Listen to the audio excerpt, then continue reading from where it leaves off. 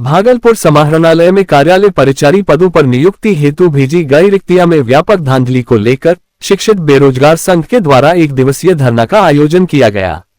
इस धरना में लगभग 500 की संख्या में महिला एवं पुरुष अभ्यर्थी शामिल हुए। सभी ने बिहार सरकार के खिलाफ जमकर नारेबाजी करते दिखे। शिक्षित बेरोजगार संघ के अध्यक्ष अनिल कुमार दास ने कहा कि 2016 में जिलाधिकारी कार्यालय से नियुक्ति के लिए विज्ञापन निकाला गया था।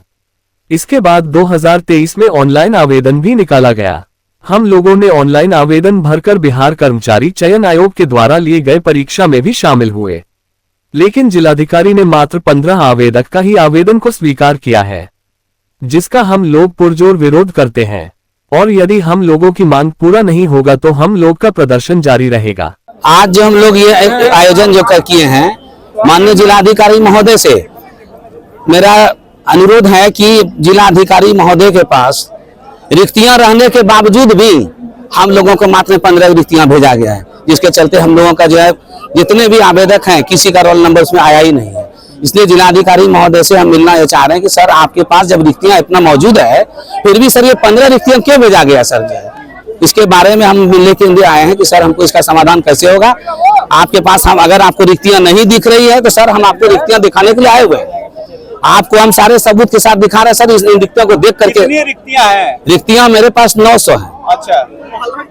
पूर्व जिलाधिकारी जो थे आपका प्रणव कुमार, उनके द्वारा 19 में ही जो है एक चयन समिति का बैठक हुआ था। उस बैठक में माने कि 500 आवेदकों का नियुक्ति करने के लिए 1000 का पैनल निर्माण किया गया था। तो उसके पास उनको समय जब 2019 में उनके पास 1000 आदमियों का लिस्ट था आपके पास और रिक्तियां थी, और 2019 से लेकर के 2024 बीत रहा है।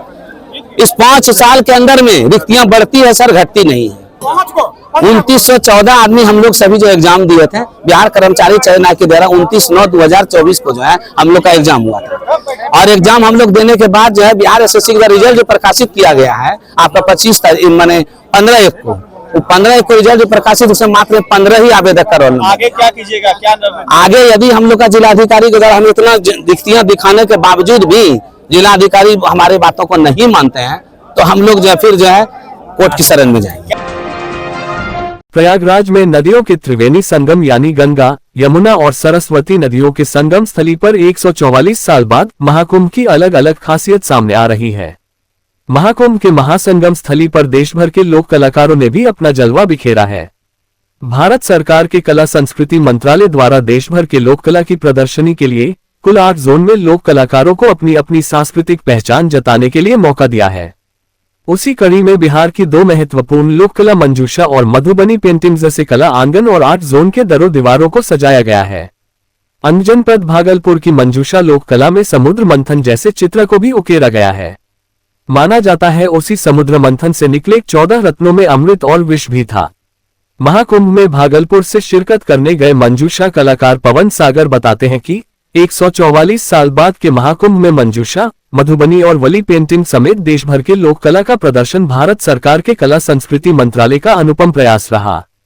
हमको जो मौका मिला उत्तर मध्य केंद्र सांस्कृतिक केंद्र से प्रयागराज से मौका मिला, और वहाँ पे पहले तो जो सभी 8 जोन का गेट था उस पे हम लोग पेंटिंग किए, उसके आंगन में पेंटिंग किए और मंजूषा पेंटिंग से उसको सजाए। उसके साथ साथ मधुबनी पेंटिंग हुआ, बरली पेंटिंग हुआ, और जो भारत का जितने भी पेंटिंग है, लोक कला है, उस सभी से हर एक जोन के आंगन को सजाया गया।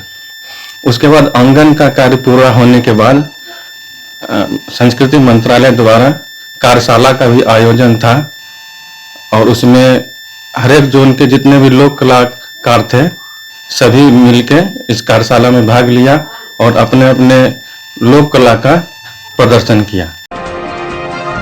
भागलपुर के मानिकपुर मोहल्ले में विस्फोट कर दहशत फैलाने की कोशिश की गई।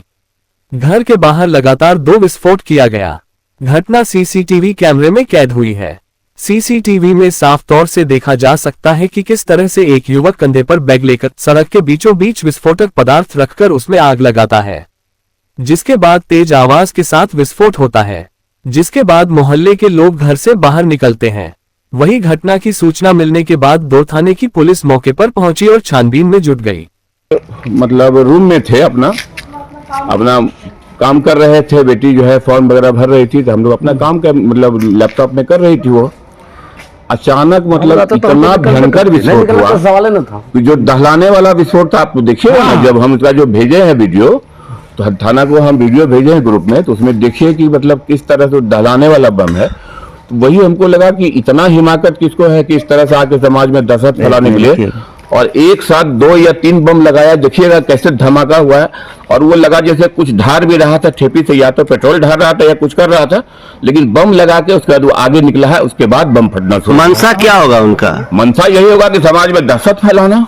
उनको लगा गोली का आवाज, हम लोग निकल के आए तो बम का आवाज था, बहुत भयंकर था। कोई पटाखा नहीं था, नहीं, दो था भाई, है ना। हम लोग के सामने हमारे भैया का लड़का निकला, हम लोग दौड़े, भैया एक बूढ़े आदमी भी वो भी दौड़े, सुनील जी उनका लड़का सब लोग निकला, पीछे मोटरसाइकिल से मोहम्मदाबाद से आगे तक गया, है ना। 2 धमाका करके यहाँ पर से निकला है।